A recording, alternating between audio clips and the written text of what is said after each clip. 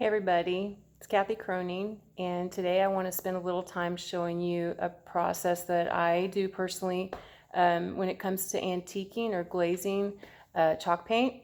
And so I've got this lovely chair here, and I have put Amy Howard one-step paint on it. This color is called Hey Y'all, and it is like a really light mint green.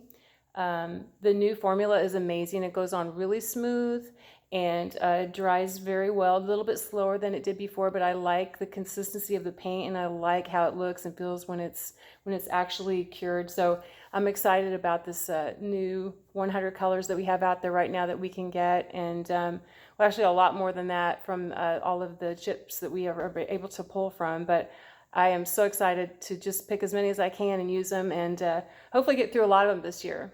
So anyway, I wanted to show you this chair and talk about the glazing process. Everybody does it a little bit different, and for me in particular, when it comes to lighter colors and white colors, I have to be sort of careful as to what I put on it, because I don't want to make it so dark that you can't really tell that it was even a white or light chair to begin with. And so I mixed my own for this. I used to use a pre-mixed product, and I prefer to actually go with something that's made on my own so I can actually tailor it to what I need it to look like.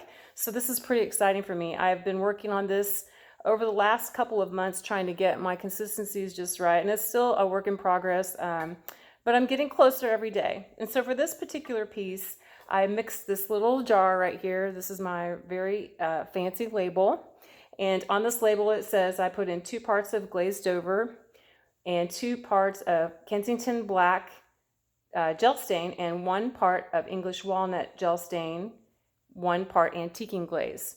And the gel stains look like this. They come in a container that looks like this. So I have Kensington black and English walnut, and then I have glazed over in it. It comes in a can that looks like this.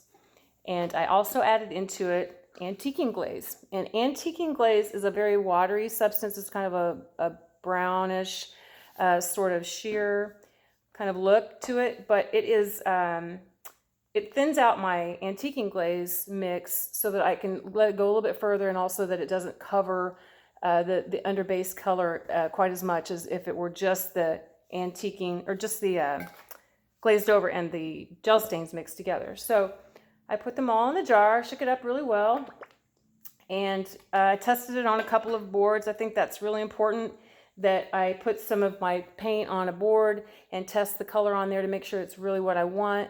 And so I did that and kind of found what I thought I would like to have for this chair. And I also have here a couple of rags. My husband's lovely t-shirts that I love to get rid of when they get old and tired and worn out, and he gets the opportunity to buy new ones. So what the heck, we both win.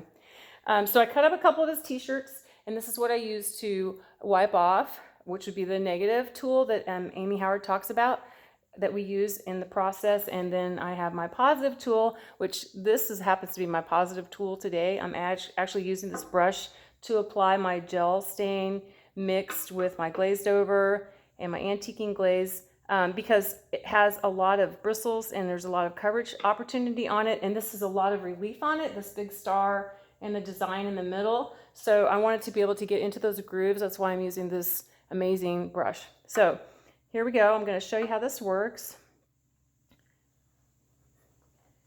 Just put it on like this.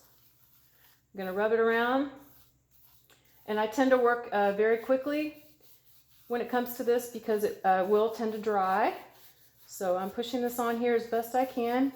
You want to work in small parts. You don't want to add a whole lot on to large spaces at one time, because it will dry before you get a chance to take it off.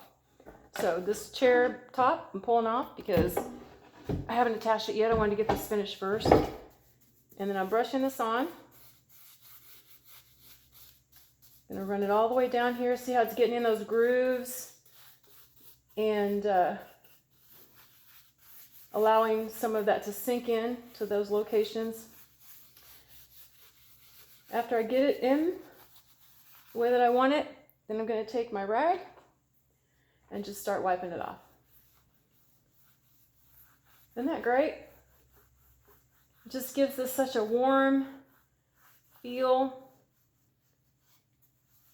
like it's been around for 100 years. And actually this chair probably has been around for 100 years. It's a very unique style. So after I get most of it off to where I'm satisfied with it, some of these heavier spots, you can go in with a Q-tip and pull that out, or run a small brush through there. I like to use Q-tips because I think it will pull out more from those deep crevices than I can normally get with a rag. I'm doing my best right now with the rag, just to kind of give you a feel for it. Run this down around these little edges, pull out a little bit more to kind of level this out a little bit, so I don't have any dripping through there. And then I will move on to my next section. So this is pretty cool. I mean, I love doing this. This is probably one of my favorite things to do to the paint when I want to tone it down or make it look a little older or imperfect. And so this is a great way to do it. Once this dries, it won't move.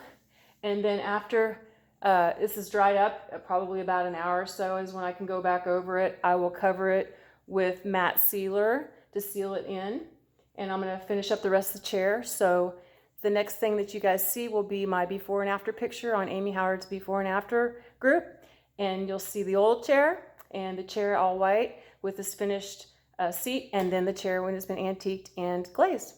So I'm excited to show you the after, and we'll get started on it. So thanks for watching. Y'all have a great day.